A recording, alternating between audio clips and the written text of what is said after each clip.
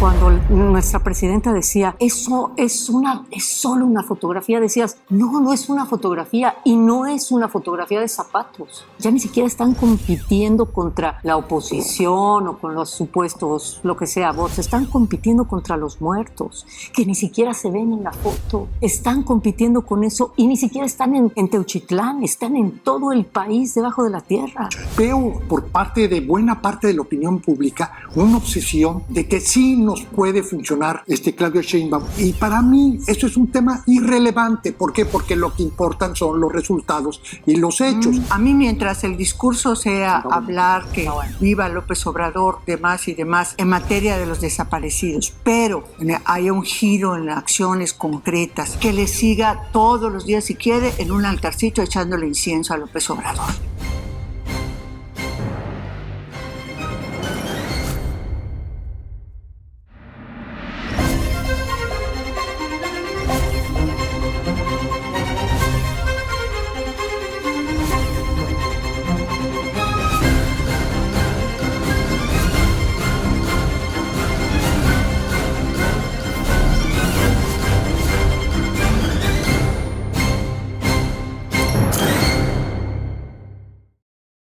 Bienvenidas, bienvenidos a un programa más de Círculo Rojo. Dulce María Sauri, muchísimas gracias por tu compañía, como siempre. Con mucho gusto de estar acá. Federico Berrueto, como siempre, muy agradecidos todos porque estés aquí. Y hoy tenemos una invitada especial, Ana María Olabuenaga, que nos gustaría que ella misma se presentara. Ana María, felicidades. Y gracias por venir, felicidades por tu carrera. Gracias a ustedes, Dulce, Federico, muchísimas gracias por la invitación, de verdad, contrario. Se los agradezco. Cuéntanos un poco de ti, por favor. A ver, soy publicista, soy escritora, estoy terminando un doctorado en violencia en redes sociales y básicamente lo que me considero ahora, después de todo este trabajo académico que estoy haciendo, es como estratega de emociones colectivas. Y eso es lo que creo que es muy interesante, sobre todo por el tiempo, en los tiempos en los que vivimos. Exacto. Y si me permiten, tú tenías la idea de iniciar con algo que tiene que ver con la comunicación en lo que llevamos del siglo, que no es mucho todavía. Sí, básicamente es, Ana María, que nos ayudes a entender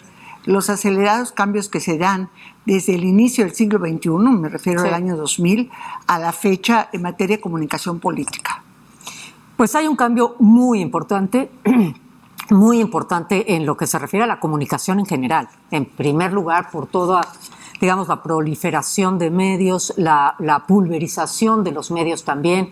Y algo que para mí ha sido como un factor determinante fue la creación de las redes sociales.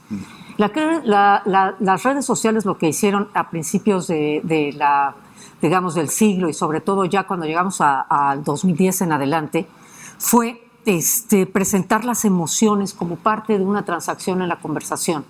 En donde, ¿qué es lo que pasa con las emociones? Y de ahí voy a llegar a la comunicación política.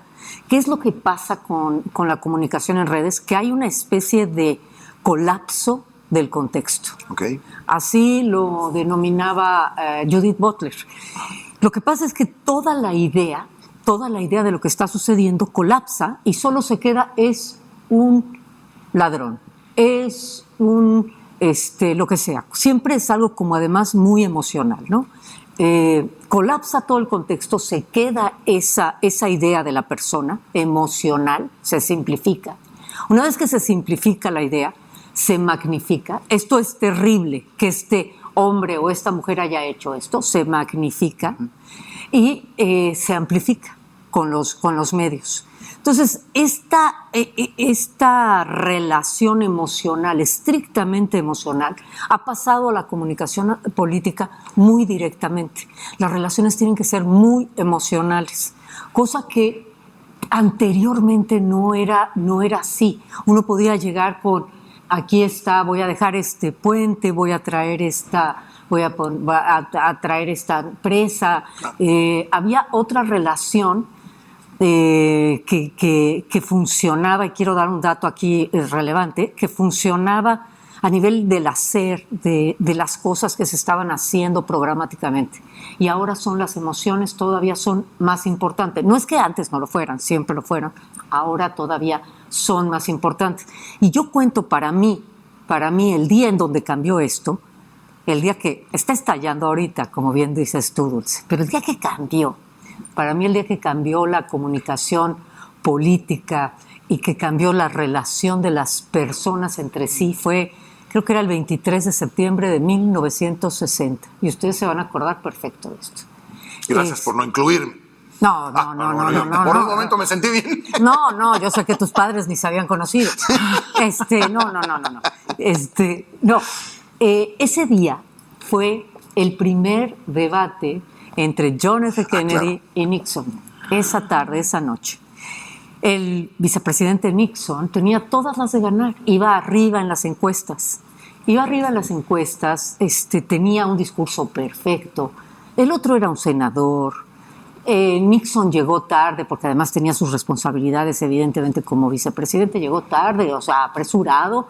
El senador Kennedy llegó a su hotel, tomó una siesta, salió al balcón, se asoleó un poco, se puso un traje oscuro, sin entender que el foro en donde iba a hacer el debate pues era en blanco y negro, ¿no? Entonces, entendiendo eso Kennedy y no entendiendo Nixon, que se puso un traje gris claro, que se fundía con la parte de atrás. Para ese momento se habían vendido en Estados Unidos 70 millones de televisiones. Iba a haber más gente el debate por televisión que escucharla por radio. Lo interesante es que todo el mundo conocemos esta historia porque emocionalmente la gente se relacionó mejor con John F. Kennedy que con Nixon, que sudaba y que se veía tembloroso y que no fue tan atractivo. Lo interesante es que si ustedes ven lo que pasa en radio gana el debate el vicepresidente, lo gana Nixon. Y en televisión lo gana Kennedy. Gana Kennedy el debate y se vuelve pues una historia de comunicación muy relevante, aleccionadora para todos los políticos que entienden que la imagen, la comunicación, la emoción empieza a ser muy importante y esto empieza a estallar en el siglo XX. Hasta el 2010 que todo cambió. Hasta el 2010 en que las redes empiezan a hacer esto que decía yo, esta colapso del contexto y esta relación emocional que estábamos diciendo y empieza a estallar todo lo que nos habíamos prometido en el siglo XX también. Empieza a no funcionar el siglo XX. Esperábamos, como ya había dicho Fukuyama, que ya había sido el fin de la historia, que ya podíamos venir a Mérida. Que ya pidió perdón también por eso, Fukuyama, ¿no? Pues sí, porque ya teníamos todos decidido a dónde nos íbamos a retirar. Ya todo el mundo sabía que era para Mérida. Pero ya pidió perdón, sí, es verdad que pidió perdón. No es el único, ya son varios que hicieron un pronóstico muy generoso del futuro del mundo y del futuro de Estados Unidos. Y bueno, con el arribo de Trump se ven obligados a decir, bueno, me equivoqué. Sí. Pero en ese sentido, creo que ahí cambia. En el 2000, a principios del 2000, que empieza a estallar todo esto de lo que hablábamos, que los medios también se convierten ya no en estos 70 millones de televisores, sino, permíteme la metáfora, en un acelerador de hadrones, en donde van los comentarios chocando constantemente entre sí. Entonces sí se convirtió en una transacción de emociones y de violencia muy importante, que los políticos, si no la entienden, no prosperan. Si me das oportunidad, Gastón. Claro, por favor. Conozco a Ana María desde hace mucho, mucho tiempo y algo que para mí es admirable en ella, como profesional de la comunicación, es la sensibilidad particular que ella tiene de cómo es la gente, tal cual, no es como quisiéramos. El político muchas veces está en esta idea, pues de que son votantes, pero además hay una suerte de racionalidad que el político puede tenerla, pero no necesariamente el votante. Y algo que, insisto, me queda muy claro que ha sido una constante en el desarrollo profesional de Ana María, es esta sensibilidad particular de las personas tal cual son. Y esto para mí, y es una pregunta que quiero hacerte, Ana María, porque siento que la gestión del descontento se ha vuelto crucial en la política. Y en esto tenemos que ver no solamente al mexicano, prácticamente la crisis, creo que era la que tú aludías en esta pregunta de la comunicación política. Bueno, el paradigma democrático está sufriendo una crisis no nada más en México, sino prácticamente en el mundo. Y en este sentido tiene que ver, es mi hipótesis, con el tema del descontento. Y esto va la pregunta en dos sentidos. Primero, a la relevancia del descontento para que llegara un proyecto político muy poco avenido con las premisas convencionales de la democracia liberal, y por otro lado, hasta dónde, partiendo de lo que está ocurriendo recientemente, este mismo descontento puede significar, pues si no el colapso, cuando menos la revisión a profundidad del proyecto político en curso. No, terrible lo que está sucediendo en este momento, porque creo que se arrastra un poco, viene de la pregunta de Dulce. La democracia terminó o ha pasado a ser algo que la gente no entiende cuáles son los beneficios, cómo se come, no lo alcanzan a entender. Yo recuerdo, voy a omitir el nombre del gran medio de comunicación internacional a nivel de periódicos, que empezó en periódico, que me decía: yo entiendo que para todos los periodistas es relevante la democracia. Nosotros no podemos vender democracia. Cada vez que hablamos de un artículo de democracia, no se vende en nuestro periódico. Tenemos que hablar del pavo, de cómo están la cuestión de género, que son temas más relevantes para esta generación.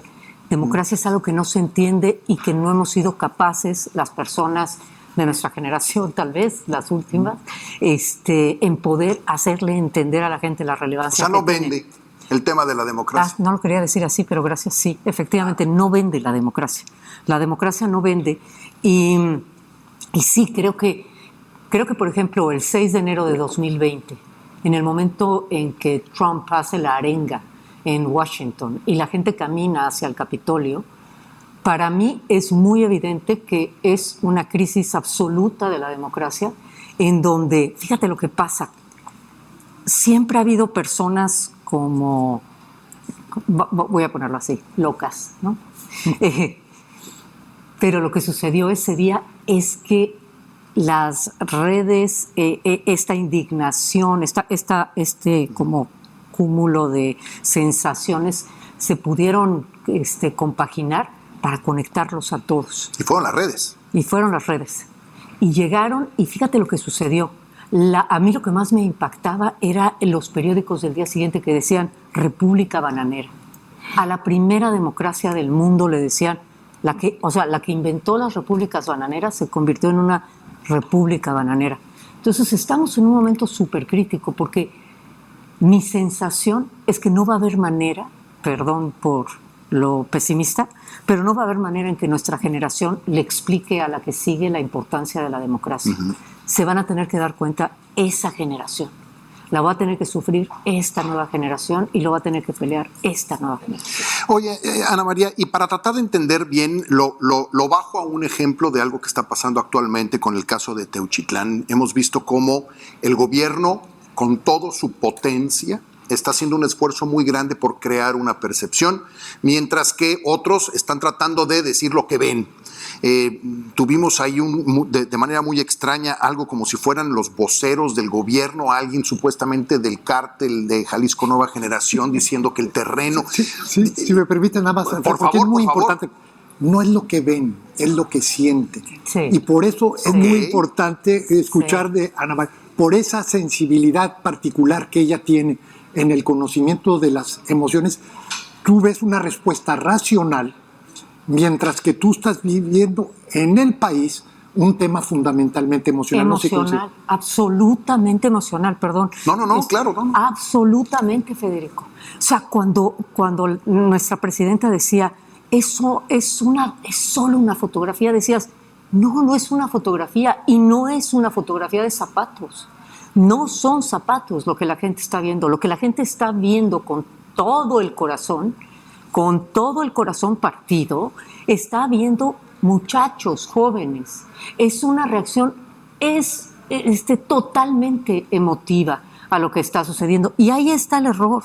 El error es tratar de dar una solución racional a un tema absolutamente emotivo. Y esta idea de negarlo, para mí, y escribí también de eso, para mí les juega en contra. Ellos están haciendo la campaña, que la campañita se está haciendo ahora gigantesca, la campaña, porque la están amplificando ellos mismos, sin darse cuenta que era, desde mi punto de vista, era tan emotivo, tan sencillo haberse acercado a las víctimas. Era tan sencillo llamar a las víctimas y decir, yo aquí me voy a quedar todos los días que sean necesarios hasta resolver esto. Esto es un dolor, pero de fondo de México. Hubiera sido tan fácil. No les está funcionando, entonces la campañita no les está funcionando. No, por supuesto, no les va a funcionar nunca, porque no es ya ni siquiera un rancho. Así es. Ya no es un rancho. O sea, ya no están compitiendo contra un rancho, están compitiendo, ya ni siquiera están compitiendo contra la oposición o con los supuestos, lo que sea, bots, están compitiendo contra los muertos, que ni siquiera se ven en la foto. Están compitiendo con eso y ni siquiera están en Teuchitlán, están en todo el país debajo de la tierra. Sí. Es una batalla que tienen que entender, que la tienen que abrazar, hacerla propia, que además es para lo que fueron elegidos, sí, claro. Y hacerla propia emotivamente, como es el tema. A ver, me impresiona mucho un video hecho por jóvenes que están incorporados en este movimiento por la paz, auspiciado por el Episcopado Mexicano, en que son jóvenes, mujeres y hombres hablando de lo que a ellos les duele, ¿vale? O sea, hablando por aquellos que ya no están, ¿vale? Y hablando por ellos mismos, por la posibilidad de vivir, ¿vale? A mí me impresionó, yo no sé técnicamente cómo esté, pero el llamado, porque son muchachos y muchachas, digo, que pueden ser nuestros sobrinos, pueden ser o nuestros hijos, en mi caso, claro. Nietos, pero ahí están, ¿vale? Y es el Episcopado Mexicano, ¿vale? Pero como esto también me llegó un corrido, ¿vale? Más que corrido, es un rap impresionante también, o sea, un chavito que agarra y empieza a decir, a ver, no te dejes apantallar por los pesos que te dan cada mes, ¿verdad? Estos se van y ¿qué te queda? Nada más la muerte. O sea, empieza a haber una reacción vía redes sociales, ¿verdad? Muy en el sentido de lo que dice Ana María, ¿verdad? Que sí hay, vamos a decir, un hecho, ¿sí? Y un hecho que no quiero usar la palabra magnificar porque ya es magno en sí mismo, como es las masacres de jóvenes en este país, ¿verdad? Que ya se toma, ¿verdad? Y es una verdad inmutable. En México matan a sus jóvenes. Sí, sí, claro. Ahora, sigue avanzando y la maquinaria completita está haciendo un esfuerzo muy grande. Incluso el otro día platicábamos hace un momento, Luisito Comunica se atreve a dar una opinión en contra del gobierno y se va toda la maquinaria contra él. Les afecta a los... esta guerra le puede afectar a todos aquellos que hablen en contra del gobierno. Es que fíjate, incluyéndonos. Yo no sé si al final, creo que no les va a afectar al final, porque yo lo veo como si fuera un ring de box en que llega Foreman, uno de estos, y un peso mosca. Un Julio César. Bueno, pero chaparrito. No, ni Julio César, un muchachillo ahí, sin ningún tipo de músculo desarrollado. Entonces, y lo que me parece rarísimo es que con todo el poder, con toda la fuerza, el primer golpe se lo dan en la cara. Sí. Eso es lo que yo digo, no lo puedo entender. ¿Les va a afectar? Creo que al final no, se van a sobreponer a ello. La otra cosa es que también siento que hay un pacto medio de es como aquí te dejo este billete y ve para el otro lado. También hay una cuestión súper triste de los medios de comunicación, del dinero que está de por medio. Hay como un pacto de voy a ver para el otro lado. Hay toda esta parte de la posverdad, de voy a cambiar el hecho, prefiero cambiar la realidad a opinar diferente de ti. Entonces cambias tú en tu mente y en tu forma de pensar y de expresarte, cambias lo que está sucediendo para no tener que confrontarte con la autoridad con la que tienes una relación transaccional tan potente. Oye, pero muy siguiendo esta línea de pensamiento, ese intento de cambio de realidad, el gobierno lo está haciendo, por llamarlo de alguna manera, con los medios tradicionales, los medios impresos y los medios electrónicos de televisión abierta. Sí. Pero, por otro lado, está a mi juicio, todavía ingobernable mundo de las redes sociales, ¿no? O sea, el gobierno puede decir misa, el señor fiscal general de la Nación puede salir y decir que lo que él dijo, pero si alguien, una madre buscadora, llega a un lugar donde presumiblemente hay restos humanos, en cualquier parte del mundo, del país, hace una filmación doméstica y lo sube a las redes, compite abiertamente con la narrativa y toda la prosapia oficial de la Fiscalía General de la República. Esa sensación tengo. Sí, y tienes razón. Y tienes razón. Creo que a eso es a lo que le temen, a que esto crezca más allá de las redes nacionales, que efectivamente, como bien dice la presidenta, no son grandes, y que además los que están en contra no va a haber manera de que jamás voten por ella, y los que están a favor no va a haber manera jamás de que digan una palabra en su contra. Lo que le tienen miedo es a que crezca y se vaya internacional, como de hecho está sucediendo. Lo que tienen miedo es a que crezca y a lo mejor Estados Unidos o Trump sea un tema en el que se fije particularmente y diga esto tiene que cambiar. A eso es a lo que le tienen miedo, como siempre le han tenido miedo, y lo sabemos los políticos, ¿no? A que los temas crezcan y te afecten en tu carrera política o en el desarrollo del gobierno en turno. Entonces sí, a eso es a lo que le tienen miedo, a eso. Les voy a interrumpir un momento porque tenemos que ir a un corte, pero regresamos, no tardamos, estamos platicando con Ana María Olabuenaga. Regresamos, Dulce y Federico.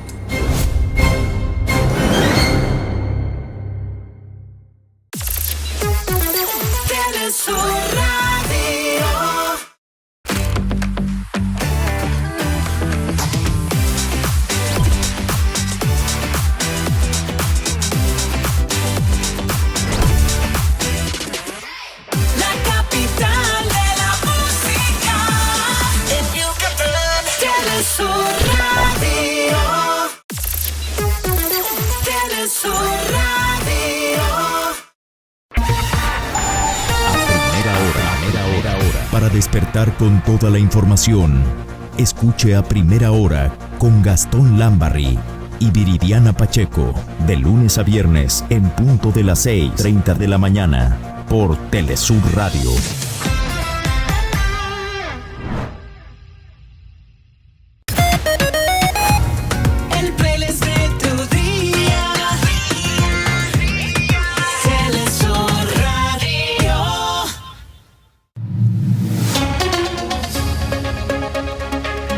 Manténgase informado de lunes a viernes a la 1:30 de la tarde con Juan Pablo Galicia y Fernanda Solís. Solo por Telesur Radio.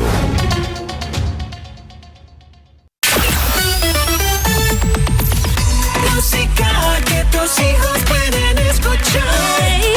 Telesur Radio.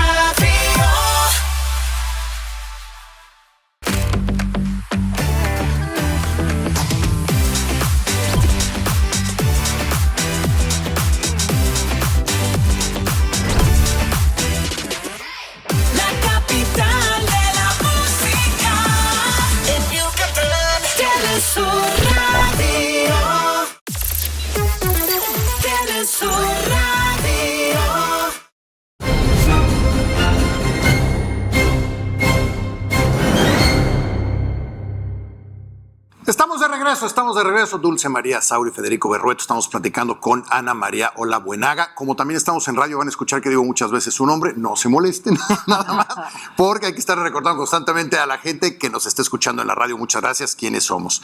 Estábamos platicando ahorita en el corte un tema que creo que es muy importante y es el tema de la verdad, Dulce. Ana María, el tema de la verdad, nos contabas hace años que alguien dijo, la verdad es lo de menos. Tremendo, te voy a decir.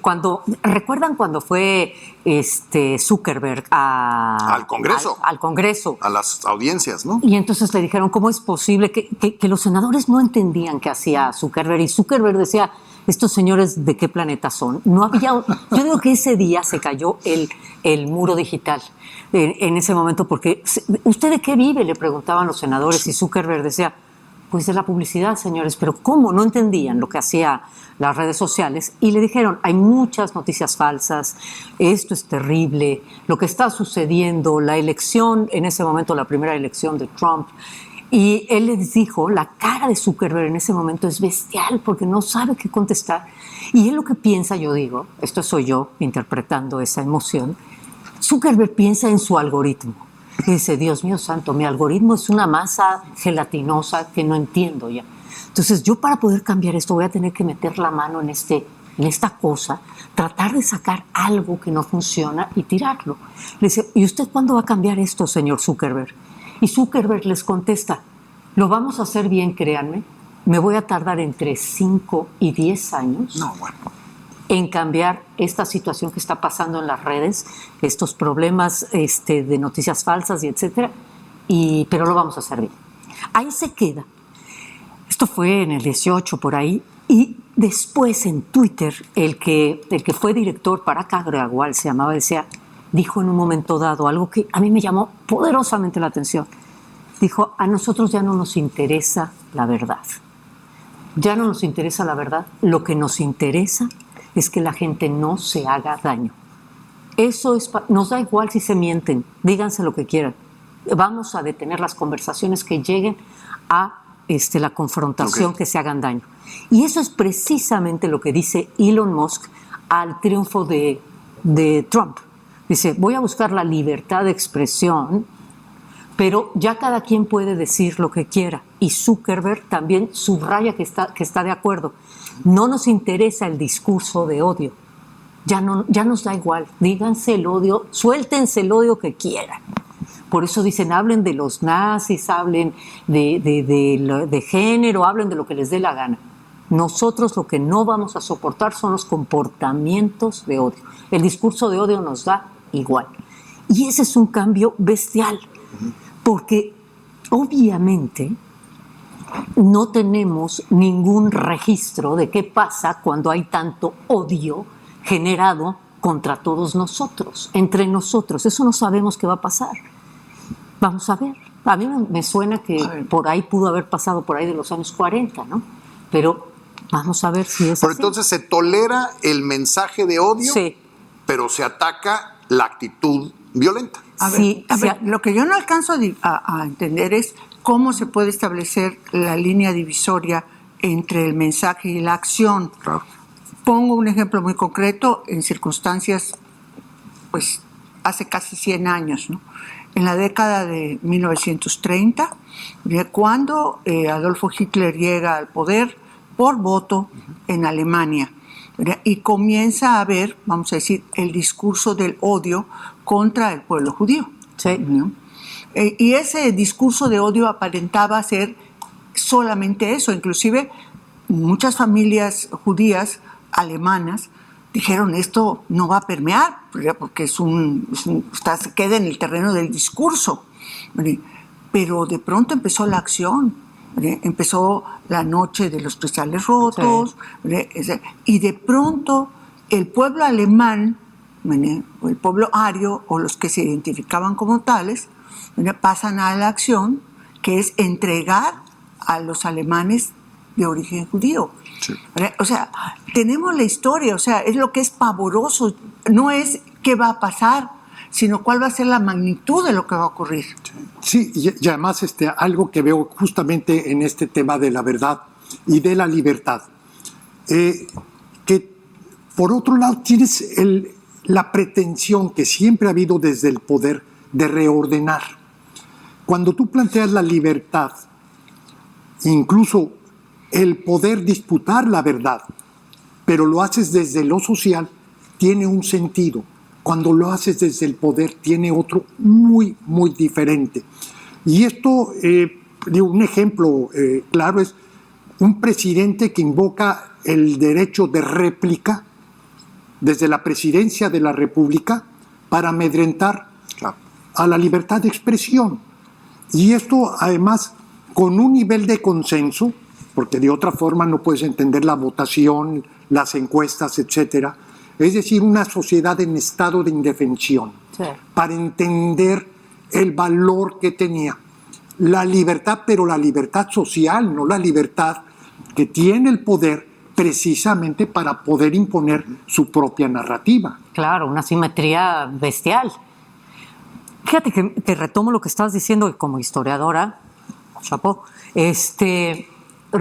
recordar algo que me parece bien relevante en este momento. No sé si se han dado cuenta la cantidad de personas que están identificando este momento precisamente con los 30 y los 40.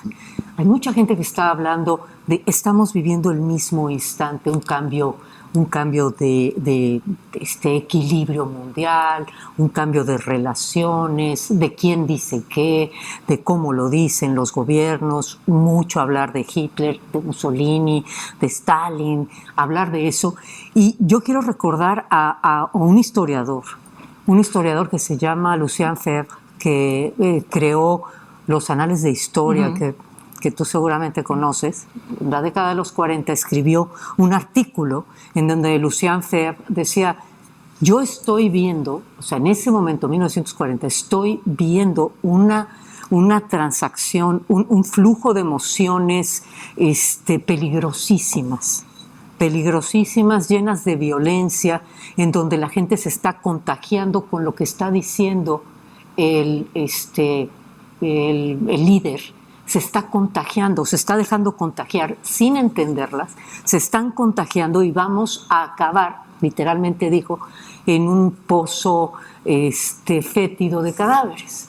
Le pido a todos los historiadores que me están leyendo en este momento que empiecen a estudiar emociones. Tenemos que controlar cómo se transmite el odio. Nadie le hizo caso, pero es considerado el primer historiador que habla de emociones y de tratar de entenderlas. Entonces, sí me sorprende que estamos repitiendo esa sensación. Todo el mundo, bueno, no todo el mundo, pero digamos, leo cada vez a más personas haciendo referencia, y ahora que te escucho, haciendo referencia a ese momento, a ese mismo desamparo. Los franceses diciendo que están pasando cartillas para si es necesario levantarse en armas. O sea, ¿en dónde estamos? ¿Qué miedo? O sea, hay dos emociones golpeándose, el miedo y el odio, constantemente. Y todo aderezado con la incertidumbre, ¿no? Ándale, exacto. No, y potenciado, porque para enterar a la sociedad en su conjunto, particularmente incluso la sociedad alemana, de la magnitud de lo que estaba sucediendo en la década de 1930, principios de los 40, hubo necesidad de que pasaran muchas cosas. Es más, si revisamos la literatura de durante el periodo 1940-1945, de qué había trascendido sobre los campos de exterminio del pueblo judío, veremos que era muy poco, eran a nivel de rumores. Sí. Pero ahora no. Ahora una situación de esas tiene una explosión mediática muy acelerada y la amenaza de una tergiversación total. Sí. Vamos a acabar, habrá gente loca, perdón por el adjetivo tan facilón, que ahora diga que el pueblo judío decidió marchar libremente hacia los hornos crematorios. Sí. No, esta competencia de verdades, porque eso es lo que está ocurriendo, ¿no? Cada sector tiene su propia verdad y todo el mundo no dialogan entre ellos. La realidad pareciera que se va diluyendo y convirtiéndose poco a poco en likes y en cosas esas. ¿Cuál es la realidad? ¿Cómo hacerle para poder creer? ¿A quién le creemos? Sí, si me das por favor. Adiós, por favor, adiós. Es que justo está el problema. Cuando uno quiere, la verdad a lo que te remites a la razón. Ajá. Cuando la sociedad más ahora se está desenvolviendo en medio de la emoción. Sí. Y nuevamente vamos al caso como ejemplo, lo que señalabas con acierto de acá pues la propiedad esta donde había un crematorio. Teuchitlán. Teuchitlán, sí. El tema es qué es lo que representa. O sea, mientras tú tienes un gobierno que quiere darle una expresión racional, no entiende que lo que ahí aconteció es una metáfora que excede por mucho el lugar y el tiempo, incluso los sujetos involucrados. Y como tal, creo que ese es el gran reto o el gran desafío de estos momentos, entender ese ámbito de emociones que más allá de disputa de verdades, lo que estás teniendo es la indignación, que parto de la premisa que incluso puede arrollar a los mismos que capitalizaron la indignación para llegar Sí, a claro. Sí. Tu opinión y sensación sobre los medios de comunicación, porque hemos visto un giro en los últimos meses de los medios de comunicación, las élites del país, lo hemos platicado antes, como pareciera que no está pasando gran cosa dependiendo a quién veas, pero ha habido un cambio importante en muchos medios de comunicación. ¿Es una traición ¿Pero traición a quién? a la sociedad? Ay, no sé, hay tanta pulverización mediática que no sabría decirte en este momento si es traición o no es traición. Lo que sí es, como decía Federico, o sea, las redes se han convertido como en un tribunal de administración de la indignación. Se administra, ¿no? ¿Quién se indigna más y tal? Entonces, no sé si hay una traición o no al que te ve. Sí siento de repente que no lo están entendiendo, no lo pueden entender, no pueden entenderlo, no lo encuentran, y siento una desesperación de repente y veo acciones muy torpes, ¿no? En el manejo, y sobre todo muy torpes a nivel político. O sea, fíjate, un ejercicio tan simple como este. Decir, a ver, me preguntaba el otro día un grupo político, me decía, pero ¿cómo? ¿Qué tenemos que hacer? Le digo, bueno, a ver, contéstale como si fuera contesta en una conversación normal. Si el otro te dice, yo le ofrezco esto a la gente, ¿tú qué dices? A ver, yo le ofrezco cuidarte en tu vejez y cuidarte en tu... Yo ofrezco más. ¿Yo ofrezco qué? ¿Un hospital? ¿Tú crees que esa conversación pueda continuar adelante? No. Pero es tan simple como eso. Hazlo humanamente. Siéntate al lado de la persona y trata de entender lo básico. ¿Qué vas a decirle? ¿Cómo sigue la conversación? Si no pasas, fíjate, si tú no pasas, eso pasa siempre en redes y en todos lados, si tú no pasas de la segunda respuesta, ya no hay conversación. ¿Cómo estás? Muy bien, gracias. ¿Se acabó? ¿Qué más decimos? No puedes dejar que se acaben muy bien, gracias, Ana. No se puede quedar ahí. ¿Cómo estableces la conversación para que siga adelante y entonces tenga yo tu interés y pueda seguir adelante y decirte, ahora escúchame un momento, ya me oíste lo principio, ahora escúchame un momento, por favor, Dulce, Federico, escúchenme, voy a decirles algo que voy a llegar a una idea, pero ya establecimos una relación, pero no llegan a eso. ¿Cómo estás? Sí. Muy bien, gracias. Y listo. ¿Se acabó? Pues yo no le pregunto por cómo estás tú, te digo, empezaría por decir cómo está tu familia hoy, tiene tu hijo, está yendo a la universidad tu hijo, ¿verdad? No, mi hijo todavía está muy chico, apenas va a la primaria, pero ¿cómo le van las calificaciones? ¿Qué piensas que le va a gustar estudiar más adelante? No sé, o sea, es esa reivindicación, sí, que estoy de acuerdo contigo, que quienes hacemos política o hicimos política muchos años, andamos en la estratosfera, ¿no? O sea, ven conmigo y vamos a luchar por la democracia. ¿Y eso qué es, no? ¿Qué representa? Y en una sociedad transaccional, ¿qué me da la democracia? Exacto. ¿Vale? ¿Qué gano? O sea, y muchas veces se ha usado el paralelismo, ¿no? de el aire, ¿vale? Y la democracia. O sea, tú no sabes qué es el aire, ¿vale? Hasta que no lo tienes. O sea, que te privan del aire o del oxígeno. Entonces, lo ponderas. Tú no sabes qué es la democracia, ¿verdad? Hasta que la pierdes, ¿no? Es que ese es un tema terrible, hasta que la pierdes. Imagínate, ¿cuándo vamos a poder llegar a explicar eso? Tienes que sentir que lo pierdes. Hay que sufrir. Hay que sufrir. Pareciera. Y luego tenemos hoy una sociedad que está más preocupada por otro tipo de cosas. Platicábamos temprano por la mañana este tema de los animales. Entonces, hoy, lo hemos platicado antes, si tienes un animal profundamente feo, si es posible, si cojea de alguna pata todavía mejor, si tienes algún video de ese perro sufriendo previamente a que tú lo rescataras, te conviertes en alguien que ahora los jóvenes dicen cool. Sí. Ya hoy es mal visto tener un Weimaraner o tener un Alaskan Malamut, porque entonces eso ya es de mal gusto. Estamos humanizando a tal grado algunas cosas que hoy, y lo discutíamos la semana pasada aquí, resulta que primero la nota es el sufrimiento del animal y después viene el ser humano ahora.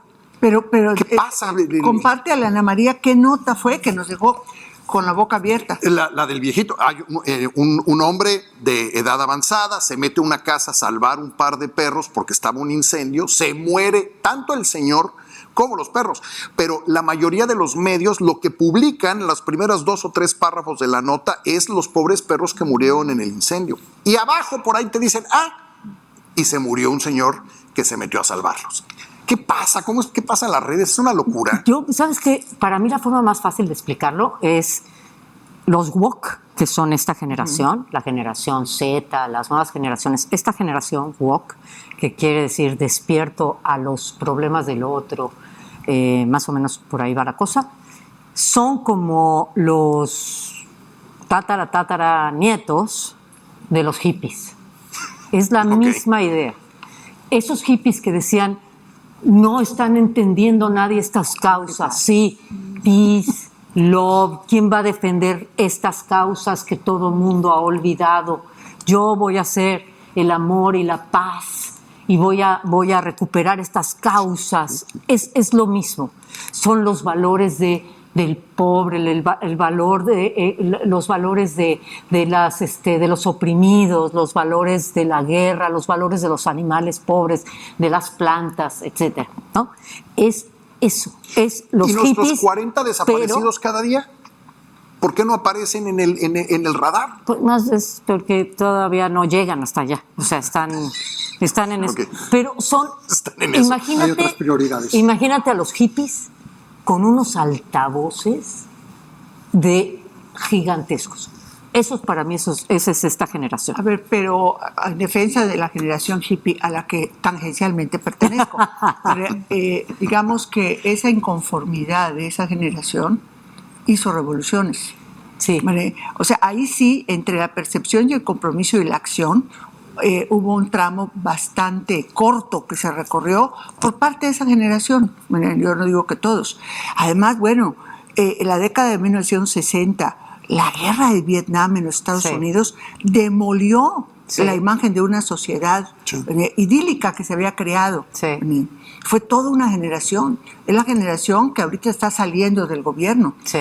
Una generación a la que Trump no perteneció porque no sirvió en Vietnam. No se opuso a la guerra de Vietnam, ni siquiera como Clinton salió del país para evadir el reclutamiento, ¿no? Entonces, ¿cómo sí son nuestros, o más bien esta generación woke, son descendientes, nada más que les falta un ingrediente fundamental, que es la responsabilidad. Yo creo que van a llegar a esa. Yo sí creo que van a llegar a esa. Acuérdate, coincido totalmente contigo, absolutamente, que hay una parte fundamental del movimiento hippie, que es toda esta parte de la lucha por la paz. Pero también hay otra parte de este movimiento que es, encontremos esta psicodelia básica que nos hacía falta en la vida. Entonces sí, yo creo que tienen que llegar a ello y creo que hay una parte consciente de esta generación que va a llegar a ello. Tiene que llegar a ello. Vamos a ir un corte. Regresamos en un momento. Estamos platicando con Ana María Hola Buenaga. Estamos Dulce María Sauri, Federico Berrueto y un servidor. Regresamos, no tardamos.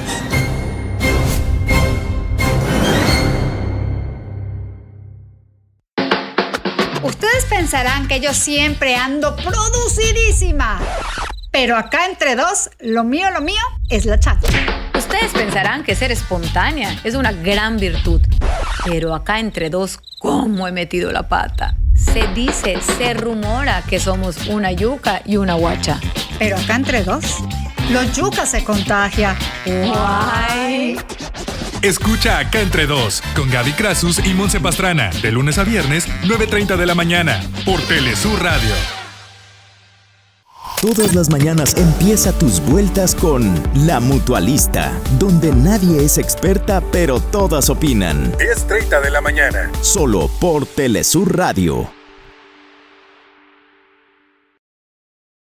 Oye, ven acá, soy Monse Pastrana y te quiero invitar a que nos sintonices de lunes a viernes de 4 a 5 de la tarde en el 88.9 FM. Vamos a platicar espectáculos, chismes, salud, noticias, tiqui y todo lo que a las mujeres nos chifla. Escúchanos por Telesur Radio.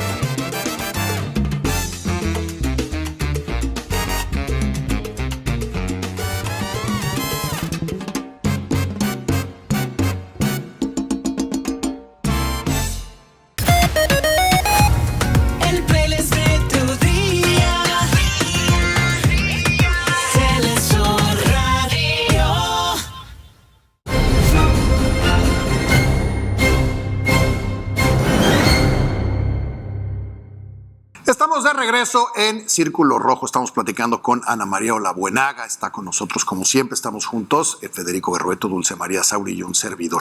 Dulce, proponías una pregunta que me parece fundamental. Yo aprovecho este conocimiento y sensibilidad de Ana para tratar de que nos aventure una explicación a la diferencia que hay entre la reacción social con la desaparición de los 43 estudiantes de la Escuela Normal Rural de Ayotzinapa en el 26 de septiembre de 2014 y el rancho Izaguirre de Techuitlán, Jalisco. Sí. ¿Por qué esta indignación social que luego se volvió movilización política y que acabó incidiendo en los resultados electorales de 2018? ¿Y por qué la situación actual del rancho, que apenas está empezando, se equiparó en tiempo, pero que parece ser una burbuja que el gobierno está desesperado por reventar?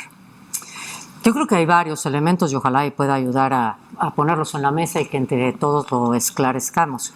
Pero en primerísimo lugar creo que sí hay diferencias en el tema. Estaban los padres, concretamente, hay como una presencia física adicional, ¿no? En el caso de Ayotzinapa. Aquí es pues toda esta las imágenes de los zapatos te llevan a toda esta historia de los números y de los kilos de huesos y de ceniza, que es bestial, ¿no? Pero digamos que esa tangibilización es distinta en el caso de Ayotzinapa. Creo que también en el caso de la situación de los gobiernos es muy diferente. Claro. El gobierno del presidente Peña venía de una gran crisis de credibilidad, que era una crisis de imagen, que era la Casa Blanca. Uh-huh. Venía con esa que para mí es fundamental, venía con esa crisis y a las pocas semanas sucede esto. Tengo la idea de que si no hubiera pasado lo que pasó antes, lo de la crisis de la casa, quizá no hubiera sido tan bestial como lo tomó, vas a decir algo, ¿verdad? Cómo lo tomó también la oposición y cómo en las grietas metió cuñas. Pero ibas a decir algo. Lo que iba a decir justamente, tomando ideas tuyas y de lo que dijo Dulce hace rato, este tipo de eventos son, decía, una suerte de metáfora, donde alude mucho más que al hecho concreto. Me da a mí la impresión que Ayotzinapa mucho va en el juicio a un régimen político, exacto, a una forma de gobernar, quizá un partido político, etc. Y si lo vemos simplemente en las mediciones cuantitativas, que cada vez tengo más reservas al respecto, pero bueno, nos dan una pista, cómo el acuerdo presidencial prácticamente no se vuelve a recuperar, y esto es inédito en cualquier presidencia de la República. En el caso de ahora es diferente, porque yo creo que alude a una experiencia mucho más dolorosa, más traumática, que tiene que ver con la violencia. Y no es tanto la referencia a un régimen político, a una forma de gobernar, excepto en el tema específico de la seguridad pública. O sea, subyace un reclamo de los abrazos no balazos, pero no un juicio en general al sistema político, como sí ocurrió en Ayotzinapa. Esos son los alcances. Ahora, yo creo, Dulce, que esto tiene más profundidad y trascendencia de lo de Ayotzinapa. No sé si el gobierno pueda gestionar esta parte, digamos, de una opinión pública hostil, pero lo que sí creo que el problema, precisamente por su autenticidad, por su cobertura, por su extensión, por su temporalidad, no creo que le dé al gobierno para poder gestionarlo en términos tales de verlo como una suerte, digamos, de un momento bajo, una burbuja, para que regresemos a la vida como siempre. Yo quisiera agregar dos elementos que me parecen importantes porque son distintos, y es el capital en sus dos versiones, el simbólico y el contable. El capital simbólico que tiene el movimiento de la 4T, la presidenta, es muy importante. Es un bolsillo lleno de dinero que frente a algún problema dice, bueno, aquí pongo. O tengo otro problema, saco otro más. Y su bolsillo está bien grande. tiene mucho capital simbólico, mucho capital político, lo tiene dentro del bolsillo y ella puede hacer esa transacción y creo que eso les ayuda mucho. Hay una credibilidad frente a cualquier problema que eso suceda y le van a creer, ¿no? Y hay otra cosa, que es el capital contable.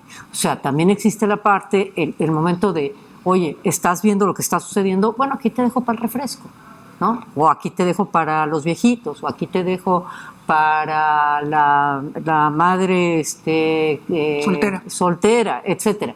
Entonces, ese dinero sí ha sido bien importante en el país. Ese dinero, claro. A lo mejor tenemos un país más, yo siempre digo que tenemos un país más chafa, pero tenemos un país mejor repartido económicamente, ¿no? Entonces, creo que esos dos capitales también son relevantes en la diferencia con Ayotzinapa.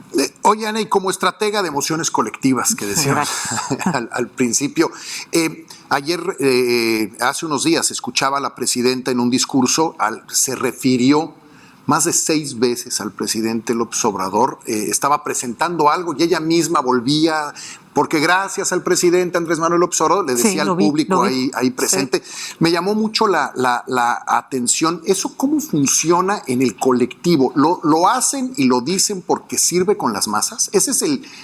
¿Así está pensado y diseñado?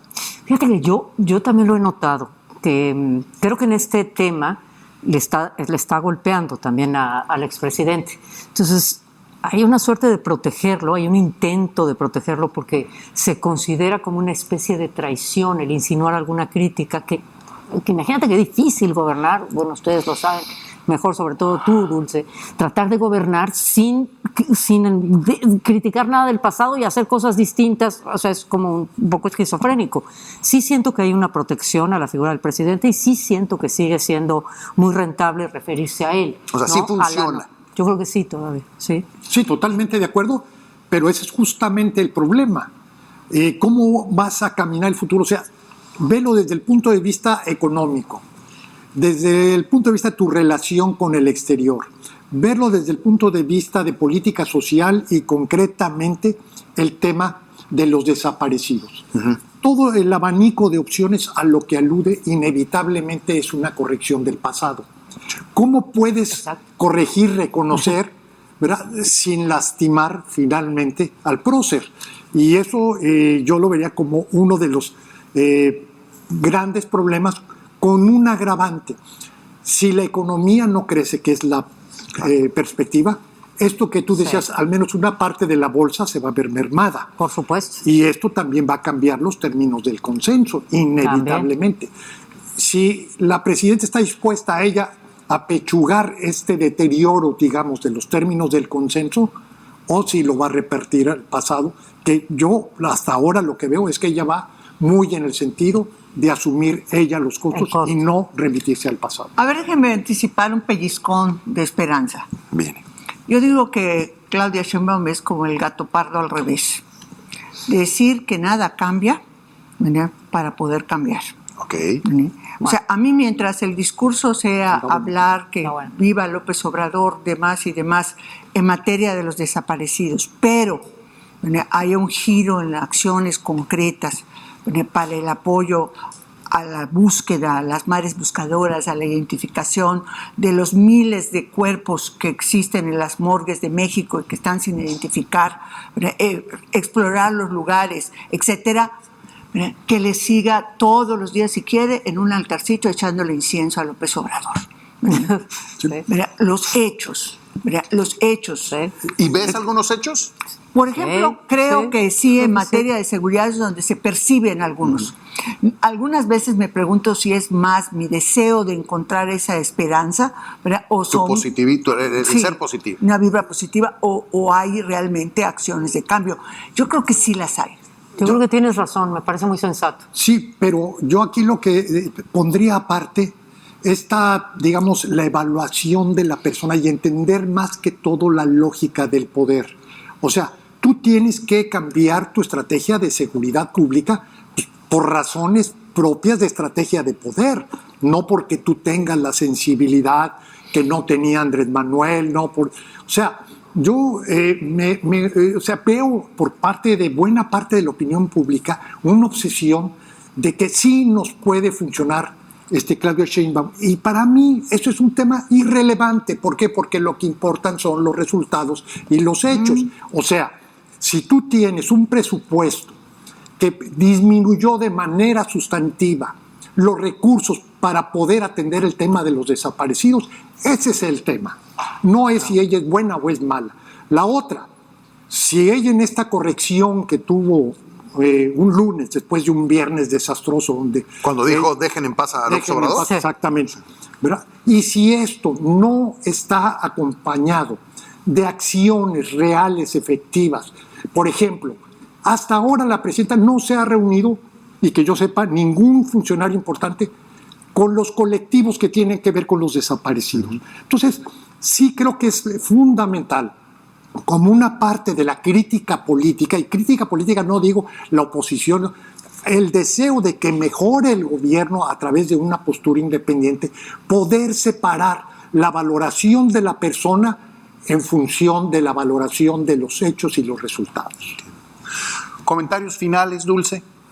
Que es un territorio inédito el que estamos andando en estos momentos.